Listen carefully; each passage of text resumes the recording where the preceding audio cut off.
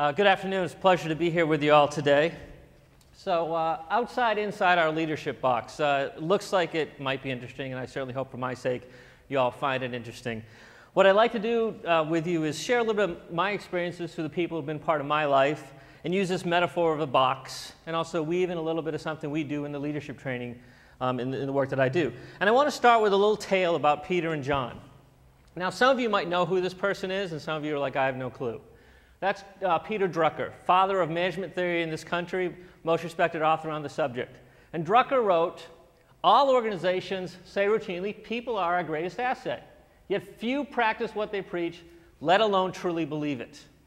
Well, that's where John comes in. And I'd be shocked if any of you know who this person is. But John is Midwest born and bred, got a lovely wife, father of 3, served his country in the Vietnam War, and worked for one of the big 3 automotive companies for 30 years up in Michigan. He also happens to be my father-in-law. Now, upon John's time to retire, his bosses called him in and said, John, we really love what you do here. You've been great as one of our managers, and we really would be interested in having you stick around a little longer than 30 years. So we've got a proposal for you. We're not going to ask you to do anything else beyond what you're doing now.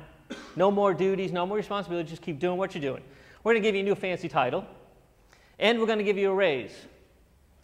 To which my father-in-law paused for a moment and then said, gentlemen, let me get this straight. What you're telling me is you've been underpaying me this whole time? He said, no, I think I'm done. Okay? So the question is, did that company truly see him as a great asset? Did they not have the person in place to take this great asset's part over? Okay? That leads me to this. And we've all been in a meeting, whether it's one-on-one or in a group, where this topic gets brought up. Think outside the box. Right? You need to think outside your box. We need to think outside our box. We need outside-the-box thinking. We need some leadership that will take us outside the box. You know what? You might as well put this picture in front of people and say, tell me which direction and when do we go? Right? Because for some, that's just how they're looking at it. All right? What doesn't happen is what's the next logical question. And that question is, well, what is the box?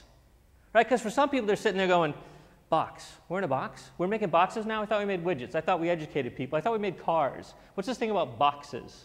Right? So the question would be, what is our box? Or what is my box for me? Or what is this box for this department or this university or this company? And nobody ever really seems to ask that question. Right? I want to share with you a very simple exercise I do with my class. And I just did this a couple weeks ago. Now I have 26 of the best and brightest seniors here on campus. And I give them this. It's called 9 dots. Instructions are really simple. Without lifting pen or pencil from the paper, bisect all 9 dots using only 4 lines. And so inevitably it starts off something like this. There's 1, there's 2, there's 3. Oops, I can't get it accomplished. All right? Erasing, okay, more dots get put. I know some of you are here doing this right now. I'm going to get it before he changes the slide. Right? Okay? Inevitably, they stop, right? Grunts of frustration. Are we really doing this? Teach me something about marketing, not dots, right? Out of the 26, 1 got it. Now, what happens is they defined it by the 9 dots. And I didn't say anything about having to stay within the 9 dots. But think about it. It's common to us. We're born, and we're put in a crib, which is a box. Then we graduate to the playpen, which is just a larger box. And then it's kids go play outside in the sandbox. And heaven forbids if you have kids at home and you bring a box home, right? What's the first thing they ask? Can we have the box to play in it? Right? So it's no wonder that people didn't look at it that way, except for one of my students, which said, I can go outside the 9 dots and come back inside the 9 dots and go outside again and finish. Okay? Now, that being said, let's turn to a little bit of thinking about leadership. Now, people will tell you, some will tell you, that leaders are born. And others will argue, no, it's a skill that can be enhanced. It's a skill that can be learned. There are some people who say, I love leadership roles. I go for them. Okay? And there are others like, I pick and choose. And then there are some who just flat out refuse it by saying, but I don't want to be the leader. Right? Now, interesting enough, over the last 50 years, thousands of studies have been conducted on trying to define that unique set of characteristics that make a great leader. And you know what they found? There is no unique set.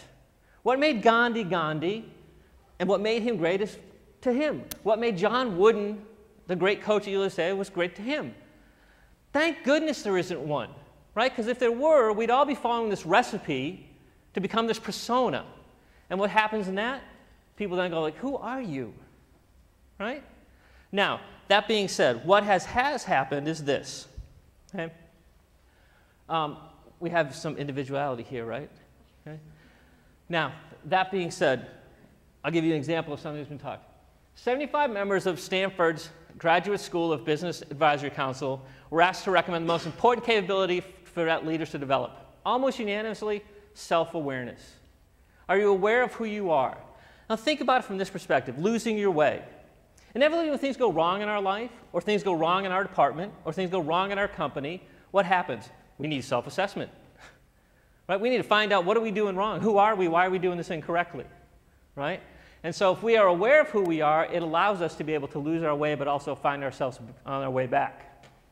So that being said, I want to ask you, I'm going to tell you about something that we do, okay, when we start off doing some leadership training. So let's just pretend you're walking down the quad one day, right? It's nice out with some friends or cohorts, and somebody says, hey, tell me, what are your core values? Now immediately your head starts spinning, right? And you start thinking, core values. Do I need core values? What are core values? I obviously didn't need them to get into school here because I'm here, but am I going to need them to graduate? Are they one of those hidden requirements I need? Am I going to need them for grad school? Am I going to need them for MCATs, right? Well, I'm just going to give you a sample of some. Okay? These aren't all, but these are some. Now, there's lots. What we ask people to do is deal with 3. Find 3. Because it's much easier to remember 3 than to say, I have a top 10. Or I have a top 20, and it's voted on weekly by coaches across the country, right? Find 3. And you know what? It's okay to bundle. I do. So for example, family. Well, within family, I also put fun and love and friendship and happiness, okay? And these will change as we move through life, okay? I can tell you that family to me matters more now than it did when I was 20, but that's because I'm married and have kids of my own, all right? So that being said, I want to introduce a little bit of a story here for you. And I want to introduce these folks to you. Now, I know it looks like maybe a poster for a new movie, right? The boy with the dinosaur tattoo, okay? But these are my 2. That's my 8-year-old daughter on the left, that's Allender, and my never out of energy 5-year-old son, Holden, on the right. And I bring that to introduce you to this piece right here, because it's something we've all said, right? Multiple times. And that is, I am not going to be my parents. Right? We've all said it. I'm here to tell you, it's going to happen. Right? You are. Okay? It's happened with me, with them. And it's like this out-of-body experience, right? Where all of a sudden you're like watching it and you're like, oh my God, it's building up. It's coming. I know, and bam, and then all of a sudden you step back and go, I'm it. I just became my father. I just became my mother. Okay? Life is over. Where's the liquor cabinet? Right? Okay? So let's bring in my parents. Ken and Judy, and we'll start with my mom. 74 years young this August. Unconditional love and support. That's what she provided for us, okay, and still does to this day. Now, you knew when you disappointed her, but she was always there for you. And that's saying a lot, because my brother and sister and I are vastly different. And they will tell you that I'm the favorite, and I'm here to tell you that's probably true. Okay? Now, this is my father. My father passed away 14 years ago. And we have an expression where I grew up on Cape Cod, which is due north.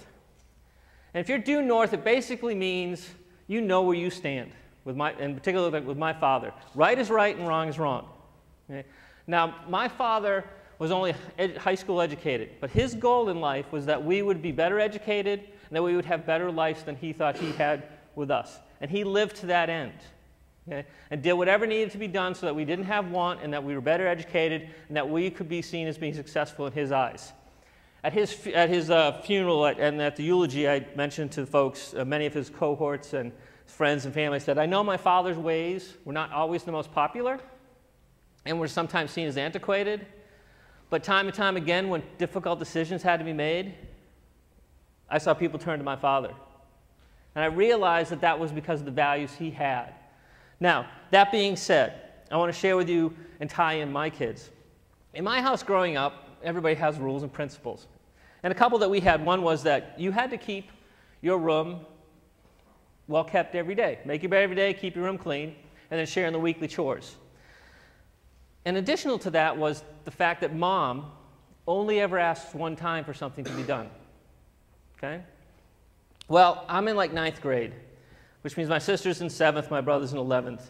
And my sister decides to test this principle. Okay? And her room goes unkept one day, and my mom asks her to straighten it up. And my father sits back and watches. Then the next day, my mom asks her again.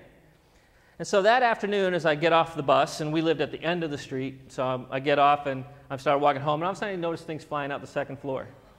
And I halt. And I'm thinking, what's going on? What did I do wrong? Okay? And then you start doing that big kind of slow, curvy walk, like gathering intelligence. Okay? And I notice, hey, it's my sister's window. I'm okay. Right?